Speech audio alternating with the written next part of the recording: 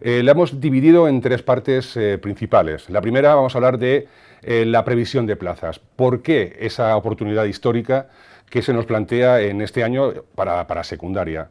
En una segunda parte vamos a hablar sobre cómo será la convocatoria, qué pruebas vamos a tener, que sea parte también de la tercera, cuál es el baremo, cuáles son las secciones, cuáles son las pruebas a las que nos vamos a enfrentar durante el proceso de las oposiciones. Comenzamos entonces por lo que estábamos ya introduciendo, que es la cuestión de esta oportunidad histórica que se plantea en el año 2020 con las oposiciones de secundaria. Hay que decir que es una oportunidad irrepetible. ¿Por qué? Porque ha habido un acuerdo, una coordinación entre las diferentes comunidades autónomas. Como bien sabemos, hay transferencias en educación por parte del Estado hacia las comunidades autónomas y entre ellas han coordinado estos procesos de selección de profesorado funcionario. El por qué es un objetivo principal que es reducir al máximo el número de interinidades. Estamos hablando que es reducirlo a un 8% total. A esta reducción hay que sumarle también, pues lógicamente, defunciones, jubilaciones, bajas, excedencias, etcétera, etcétera. Con lo cual se nos plantea un panorama muy interesante en este año y esta convocatoria presente para secundaria. Estamos hablando de secundaria, pero también entra en funcionamiento primaria. Este proceso de coordinación entre las comunidades autónomas empezó en el 2018, con una oferta bastante amplia de secundaria. Este año ha habido para primaria, en el 2019, simplemente como una orientación. Estamos hablando de que se han ofertado 30.462 plazas, vacantes para maestros. Y además hay que incluir que la Comunidad Valenciana se ha saltado un poquito ese acuerdo y ha ofertado 3.730 plazas de secundaria este mismo año. En el 2020, pues es la gran convocatoria, porque este proceso termina en el 2022, con lo cual estamos hablando, sobre todo porque en el 2022 va a ser combinado primaria y secundaria. Estamos hablando que en el 2020 secundaria va a ser muy grande y en el 2022 primaria y secundaria que serán el resto, que también será bastante amplio. Por tanto, creemos que el 2020, incluyendo la Comunidad Valenciana, que volverá a ofertar plazas de secundaria, va a ser más que interesante.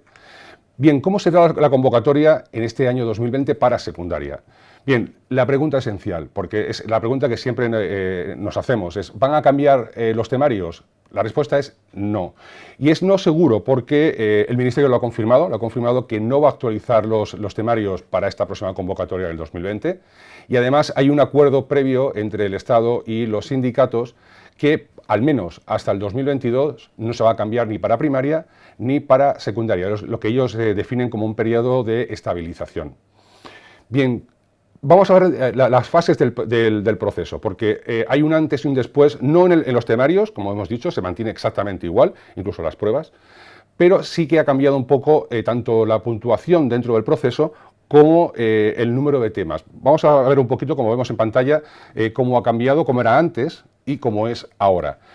Para empezar, antes hay dos fases principales, por decirlo así, que es el examen en sí, que es la oposición, que contaba 2/3 de la nota final, y ahora el proceso, lo que es los exámenes, las pruebas de exámenes, es un 60% de la nota final. En cuanto al concurso, que es el concurso de méritos, es la baremación que decimos, el baremo que decimos generalmente, antes era 1/3 y ahora hablamos de un 40%. Como vemos, es bastante interesante ahora. En cuanto a los temas que estábamos hablando, el listado de temas obligatorios para cualquier especialidad. Aquí dividimos el número de temas por especialidad. Hay especialidades que tienen hasta 25 temas. Antes eran 2 temas a elegir, uno por el candidato. Ahora son 3 temas de los cuales uno puede elegir el candidato. Si tenemos un listado o una especialidad entre 26 y 50 temas, antes era 3 para elegir uno y ahora tenemos 4 para elegir uno. Y con más de 50 temas, antes eran elegir uno entre 4 y ahora elegimos uno entre 5. Como vemos, es bastante más interesante y más amplio. ¿Por qué? Simplemente porque hay mayor coincidencia de que podemos optar por un tema que hemos preparado previamente o que mejor manejemos del resto. En cuanto al concurso, lo que hablábamos, la cuestión de la baremación, el famoso baremo. que es la experiencia docente, si hemos trabajado antes como sustitutos, como interinos, cursos de especialización, etcétera, etcétera. Antes era 5 la puntuación máxima en cuanto a lo que era la formación en sí, ahora es 7 puntos. Y en cuanto a los años de antigüedad, como interino, como profesor, en otro nivel también, puede ser en primaria, antes era 5 puntos y ahora estamos hablando de un máximo de 10, con lo cual vemos que esto es muy, muy interesante en este proceso que se nos plantea para el 2020.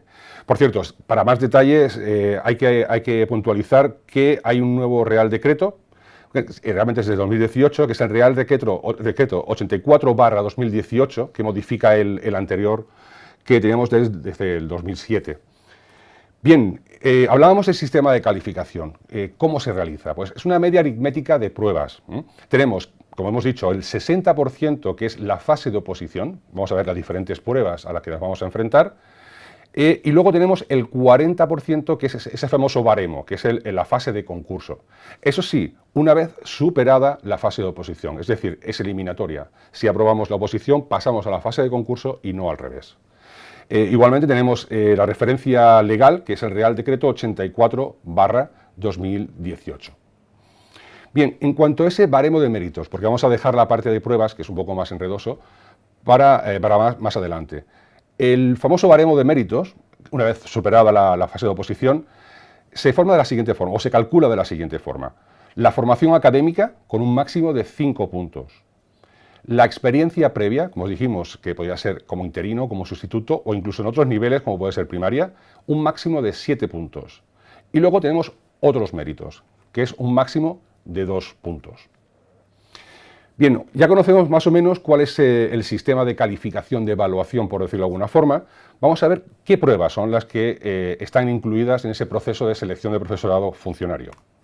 Bien, la fase de oposición consta de 2 pruebas eliminatorias y la valoración es siempre de 0 a 10 puntos, como cualquier otro examen. La primera prueba, que es la prueba escrita, y la segunda, que es la prueba oral. Sí que hay que puntualizar que hay alguna comunidad autónoma, por ejemplo, en la convocatoria anterior, por ejemplo, Cataluña, que sí que modificó el orden de estas pruebas. Primero fue la oral y después fue la escrita. Mi recomendación es que siempre, siempre, siempre leamos al detalle la convocatoria de oposiciones de nuestra comunidad autónoma, es decir, por la comunidad que nos presentemos. Es esencial porque puede haber pequeños detalles y puede ser realmente un quebradero de cabeza. Bien, en cuanto a la primera prueba. Esta primera prueba, que es la escrita, consta de 2 subpartes, ¿no? El objeto que tiene es la demostración de los conocimientos específicos de nuestra especialidad. Hay una parte A, que es la parte práctica, que es el 70% de la nota. Es importante recalcarlo porque en muchas especialidades puede ser la parte más difícil y más complicada y hay gente que lo deja un poco al margen, al lado, enfocándose enfocando todo el trabajo y además cargando todo su esfuerzo en la parte de los temas. Y sí que es importante porque son eliminatorias, pero la parte práctica es bastante más complicada que la parte del temario. 70% de la nota en la parte A, prueba práctica, y en el temario, parte B, tenemos la elección, como dijimos, 1 entre 5 temas. La valoración, vuelvo a repetir, es de 0 a 10, y la puntuación mínima como aprobado, obviamente, es un 5. En cuanto a la segunda prueba, también tiene 2 partes, y el objeto es la comprobación de la aptitud pedagógica del candidato y el dominio de las técnicas de docencia. Es decir, se va a valorar nuestra formación y nuestra preparación docente para enfrentarnos a una clase real. Ya veremos después cuál es la selección, cuáles son los componentes del Tribunal de Oposiciones. Son profesores en activo, son funcionarios en activo y por tanto tienen una amplia experiencia y van a evaluar cómo seríamos nosotros como profesores en frente de un grupo real de alumnos. Bien, la prueba en sí de las oposiciones es una parte A, que es presentación y defensa de una programación didáctica.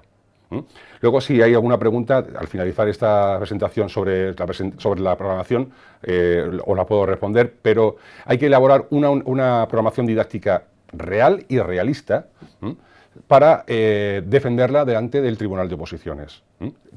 Mucha gente se asusta por ello, pero realmente la elaboración de una programación didáctica no es tan complicada. Hay secciones que son muy comunes a todos, simplemente a veces es un copia y pega, y hay una parte esencial, que es la parte 5, que es la metodología, que es bastante más adaptado a nuestros alumnos y relacionado siempre con la introducción. Pero no voy a extenderme mucho más.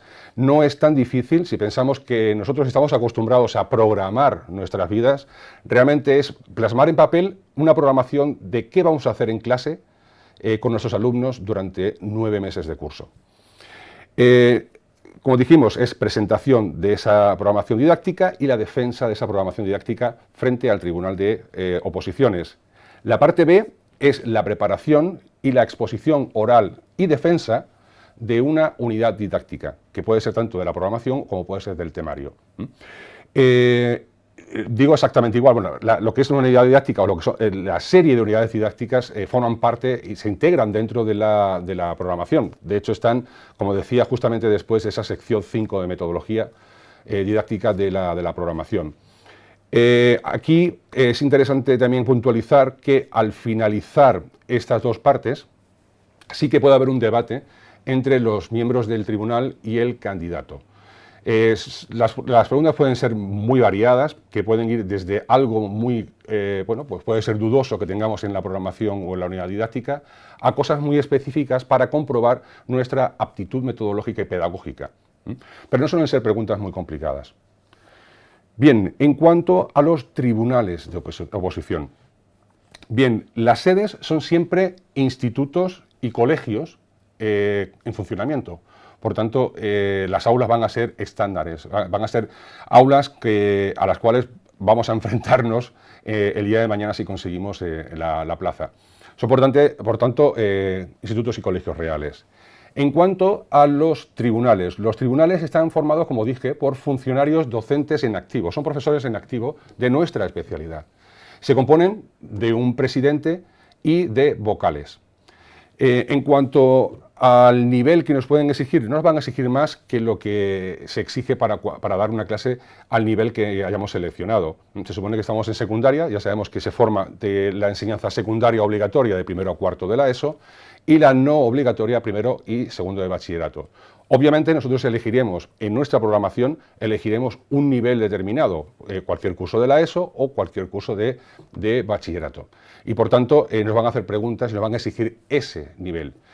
La pregunta es, lo veremos también un poquito después, si nos van a exigir también un nivel lingüístico, un nivel también de presentación. Obviamente sí, sobre todo con los idiomas, obviamente nos van a exigir un nivel muy alto, o igual que el que tienen los miembros del tribunal, porque es exactamente lo que se exige en la convocatoria.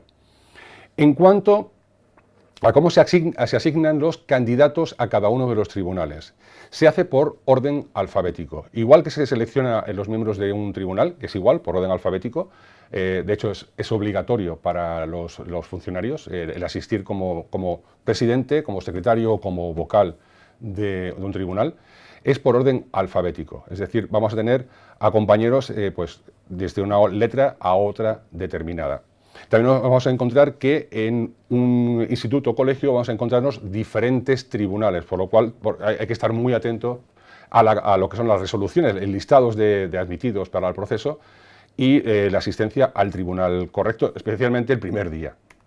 Porque además es presencia única, es decir, nos llaman hasta 2 veces seguidas, si no estamos, automáticamente estamos fuera del proceso, con lo cual hay que tener muchísimo cuidado dónde es el tribunal, a qué hora es cada una de las pruebas, porque podemos estar fuera del proceso.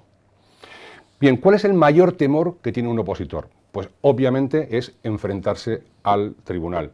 Aparte de los nervios típicos de qué tema va a salir, cuál no va a salir. La programación no es un problema porque la hemos elaborado previamente. Las unidades didácticas también las hemos elaborado previamente, las hemos podido ensayar.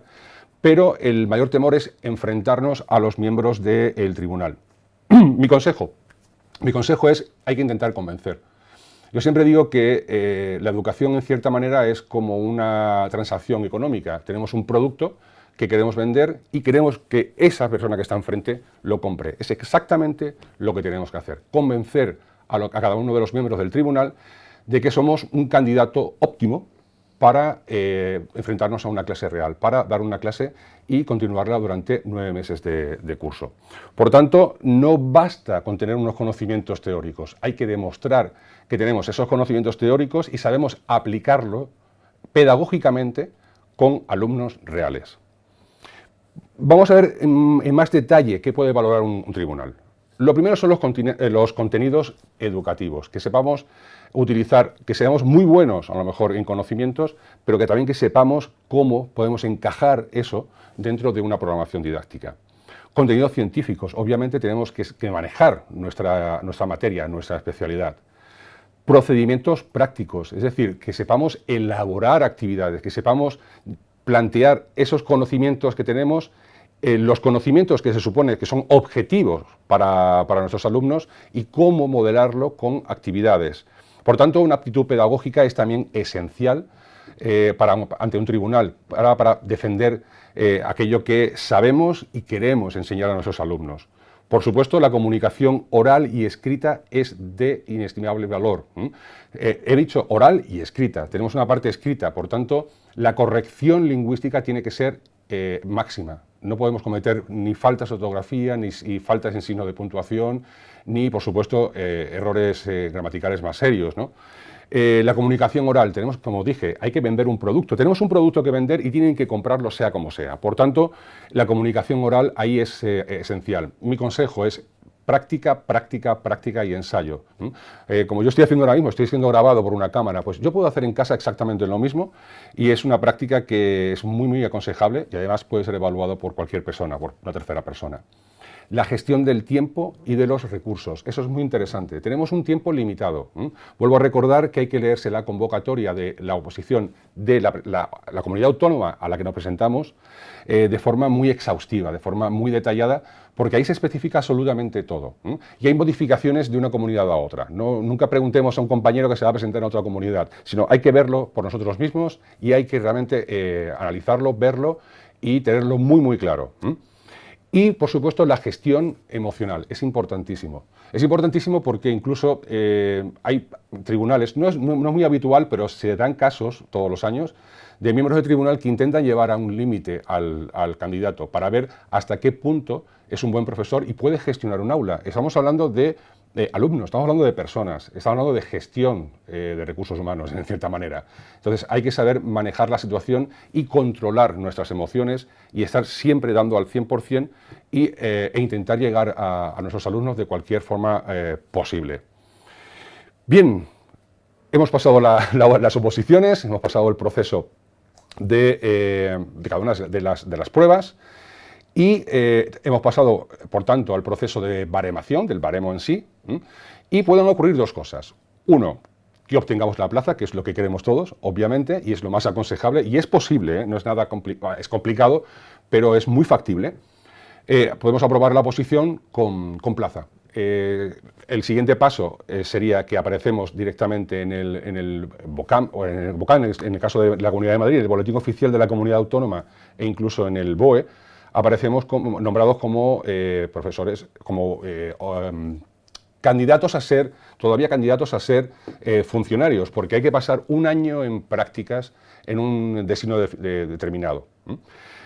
Una vez pasado ese año en prácticas, no es nada complicado, simplemente estamos tutorizados generalmente por un inspector, por el servicio de inspección del distrito o de la provincia.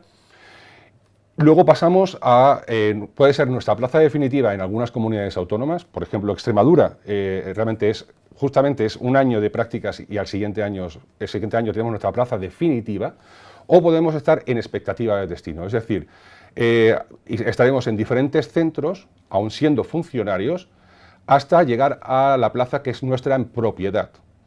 Es nuestra plaza fija, por decirlo así.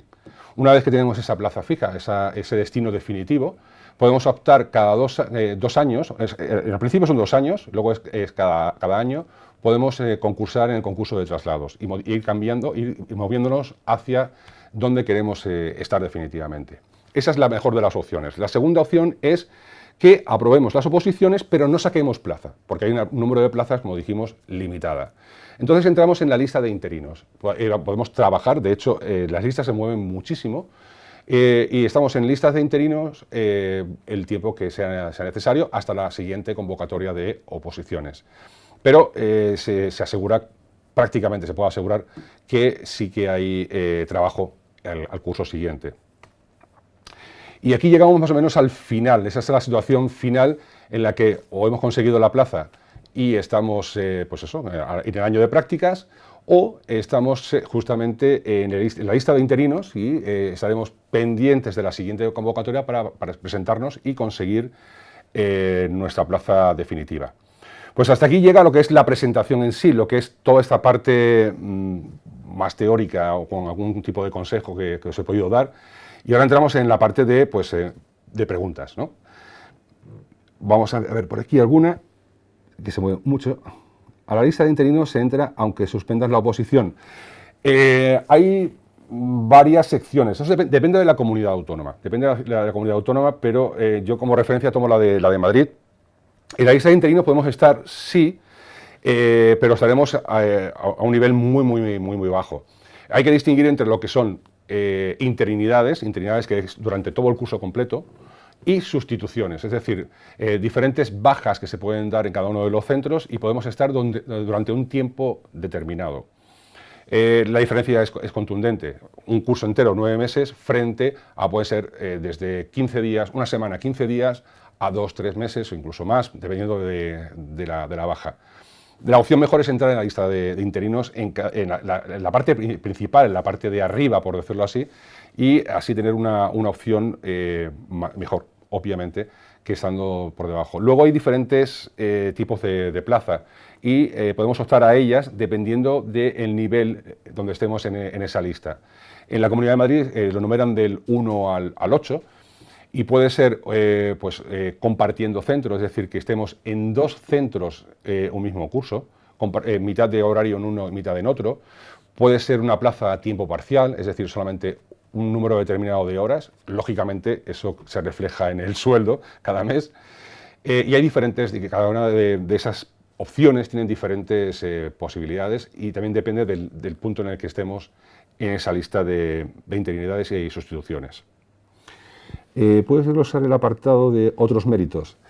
Bien, ahí se consideran muchas cosas. Cada comunidad autónoma en ese sentido lo regula de una forma diferente. Por eso, no sé en qué comunidad autónoma estás o vas a presentarte, pero en principio mi recomendación es que en esa convocatoria de oposiciones aparece cuáles son esos otros méritos que se pueden valorar en la baremación, en la fase de baremación. Esa es mi recomendación. Yo siempre, cualquier duda de este tipo, formal, por decirlo de alguna forma, mi recomendación siempre es acudir a la convocatoria. Si estás en la lista de interinos y te llaman para una baja corta, teniendo más nota que el siguiente, que lo llaman para una baja de maternidad, es un poco injusto, funciona así. Y cuando acabas la baja y vuelves a la bolsa, ya te suman los puntos de interinidad. Sí, la verdad que el proceso de selección de ese tipo de puestos es un poco complicado. Por eso digo que las interinidades son bastante más fiables que las sustituciones. Las sustituciones hay que estar muy pendiente. Y hay veces además es que no nos convienen esas sustituciones, nos conviene a lo mejor más, ya que está muy cerca a lo mejor las oposiciones, pues a lo mejor nos conviene más no trabajar en esa sustitución y hacer otras cosas. Eso es una cuestión ahí muy personal. Pero sí que es verdad que hay que estar muy al tanto. Y otra recomendación, si vemos cualquier tipo de injusticia como la que estoy leyendo en el chat ahora mismo, lo mejor es recurso de alzada. Esa es mi impresión y yo creo que se debe hacer. Que haya muchos chanchullos, por decirlo así o no, eso depende, vuelvo a decir, de la comunidad autónoma y no suele haber tanto, cada vez menos porque está bastante más controlado. Pero sí que es verdad que hay casos, y yo conozco algunos, que son bastante injustos. Entonces siempre tenemos esa opción de reclamar y de ese recurso de alzada en cualquier momento. Si nos encontramos justo ahora haciendo el máster de profesorado de educación secundaria, ¿nos podremos presentar a esas oposiciones? ¿Han llegado a algún acuerdo al respecto el Ministerio de Sindicatos? Bien, eso es la pregunta del millón. Y aquí es difícil responderla. ¿Por qué? Además es la típica pregunta. Estoy estudiando el máster de educación y me puedo presentar a las oposiciones. Bien, si aprobamos el máster, obviamente, formalmente, sí que podemos presentarnos a las oposiciones. El problema está en la falta de tiempo, obviamente. Estamos hablando que estamos en el máster, hay que estudiar el listado de temas, que son muchos y no son tan fáciles. Hay que prepararse la parte práctica, que es bastante complicada en la gran mayoría de las especialidades. Para mí que es la parte más difícil, como dije. Hay que elaborar una programación, como dije, no es tan difícil, pero lleva mucho tiempo. Y hay que revisarla y hay que comprobarla al detalle para que no haya ningún fallo delante del tribunal. Cuando un tribunal lo lea, obviamente tiene que estar libre completamente de fallos y no puede haber ningún tipo de incongruencia, nada que suene a poco real o realista dentro del aula. Por tanto, la programación es importante. Directamente relacionado con la programación están las unidades didácticas. En muchas comunidades autónomas se puntúa las unidades didácticas con el 70% de esa parte de la prueba. Por tanto, tienen que estar muy bien hechas, tienen que ser creíbles, tienen que ser factibles dentro del aula con los alumnos. Y son profesores en activo, vuelvo a repetir, saben muy bien, tienen muchas tablas, saben perfectamente cómo funciona todo esto. Sumando todo esto, creo que el tiempo es muy justo. El tiempo es muy justo para estar con el máster y hacer todas estas preparaciones para llegar a la oposición. Nada es imposible. Yo siempre digo que nada es imposible y se puede hacer perfectamente. Es más, animo a que lo hagamos. Que sale bien, que suena a la flauta, como se suele decir, genial. Si no sale, sí que tenemos una lección previa aprendida, que es saber cómo funciona esto para la siguiente oposición. Estamos hablando que ahora tenemos en el 2020 secundaria y en el 2022 se volverán a convocar primaria y secundaria, con lo cual tenemos un margen ahí de un año más para poder prepararlas adecuadamente y además con la experiencia previa de cómo funciona todo esto. Por tanto, sea como sea, yo sí que animo a que os preparéis y os podáis presentar. Vuelvo a repetir, si tenemos el máster, obviamente cumplimos todos los requisitos legales para presentarnos a las oposiciones. En Cataluña, si nos apuntamos a la bolsa, que implica a día de hoy cómo funcionan los nombramientos telemáticos quincenales, ¿hay que ser interino para optar a ellos? Bien, ahí ya me pillas un poquito más porque es una cuestión pues, local, por decirlo así, de Cataluña. Pero lo que sí puedo suponer es que estos nombramientos telemáticos quincenales están adquiriendo todas las comunidades autónomas. Y hay que ser interino, sí, para optar a ello. Hay que estar en lista. Básicamente hay que estar en listas para optar a ello. ¿Qué extensión tiene la programación? Excelente pregunta. Y la respuesta ya la conocemos. Depende de cada comunidad autónoma, depende de la convocatoria. Ahí se especifica exactamente ya no solamente la extensión de la programación, sino qué tipo de letra, qué tamaño de letra, qué tipo de sangría, qué tipo de márgenes, etcétera, etcétera, etcétera. Por tanto, vuelvo a repetir, lo importante aquí que es la convocatoria de oposiciones e ir justamente al detalle, leerla numerosas veces, incluso subrayarla, hacer esquemas, lo que haga falta, pero hay que tener muy claro cuáles son las reglas de juego. Y ahí están absolutamente todas. Entiendo que independientemente de nuestro lugar de residencia nos podemos presentar en cualquier comunidad autónoma, ¿no? Lo mismo para ser interino. Bien, aquí hay un problema y antes era así y sigue estando pues un poco como leyenda urbana que me puedo presentar a varias oposiciones en diferentes comunidades autónomas. Eso ocurría antes, pero como yo dije en la presentación, desde hace unos años han llegado a una coordinación las diferentes comunidades autónomas para evitar la fuga de candidatos de un lado a otro y presentaciones simultáneas en varias comunidades autónomas. La coordinación es tal ya y llega a tal punto que es imposible llegar a tiempo de una comunidad a otra el día del examen.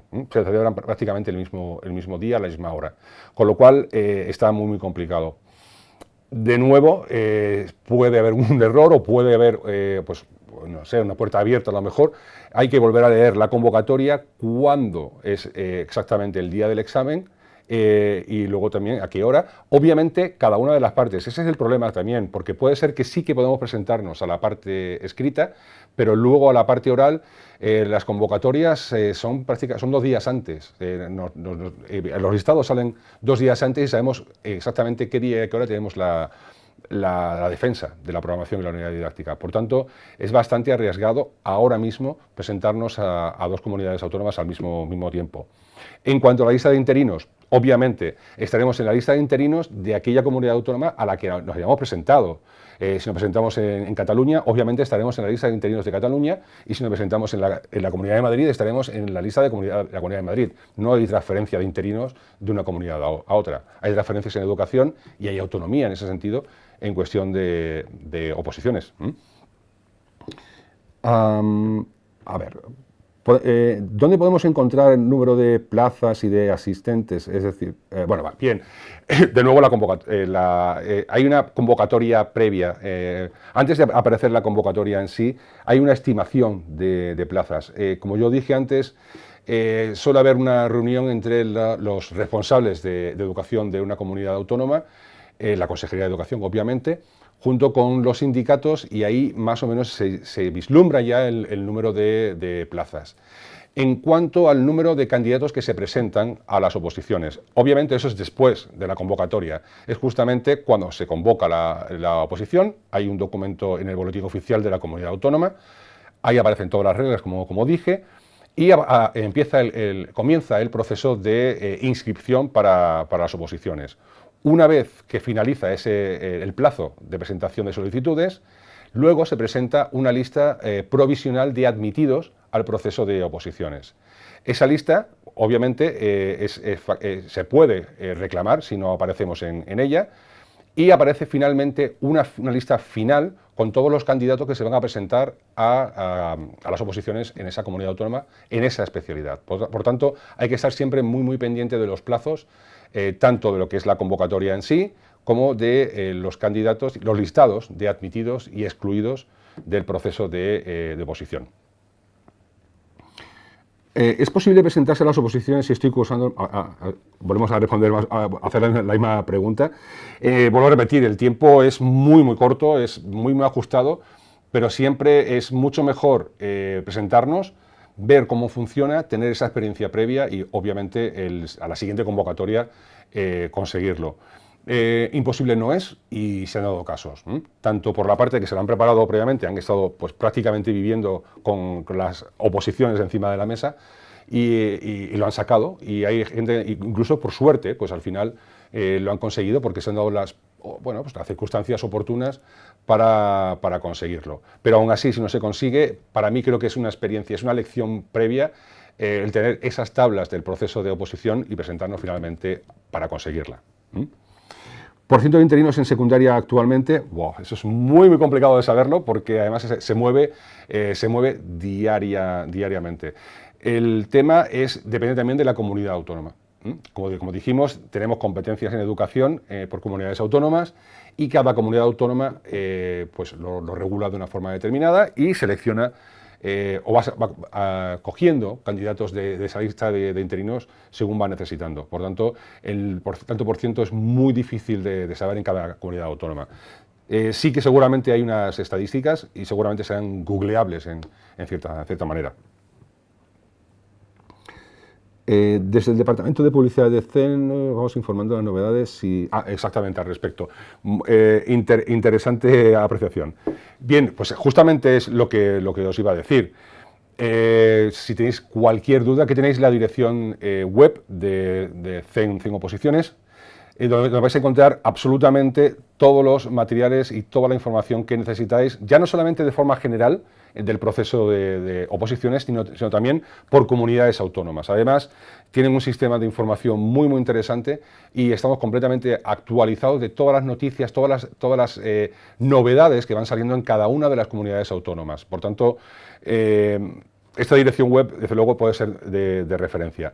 Además, para cualquier otra duda más específica, tenéis ahí 2 números de teléfono a los cuales os podéis dirigir porque os van a resolver realmente todas las dudas que tengáis. Muchas las hemos intentado resolver aquí, pero son muy generales, pero si tenéis alguna muy específica, estoy seguro que con mucho agrado os van a responder.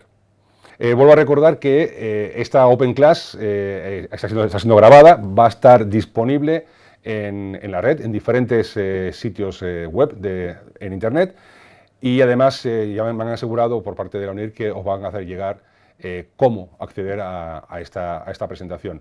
Os lo recomiendo porque hay muchas cosas, muchos datos y muchos detalles que a lo mejor se nos pueden escapar, y viéndolo y pausándolo, pues seguramente podemos responder a ello. Sin más, pues aquí lo dejamos. Muchísimas gracias a todos por vuestra presencia, y desde luego os deseo absolutamente lo mejor. Yo creo que es un trabajo muy agradable en cierta manera, porque realmente trabajamos con alumnos, damos muchísimo hacia ellos y también ellos nos dan a nosotros, y yo creo que desde ese punto, o viendo nuestro trabajo como profesores en ese punto, creo que es muy agradable. Y luego también que es la plaza como funcionario de carrera es una posición, pues yo creo que, dando la situación que tenemos, tanto social y económica y laboral, creo que pues, puede ser de lo mejor que pueda existir, por la estabilidad, sobre todo, bajo otra cosa. Luego hay otros detalles, por supuesto, no todo es perfecto, pero yo creo que en la balanza podemos destacar que sí que es verdad que es una buena opción, y realmente la recomiendo.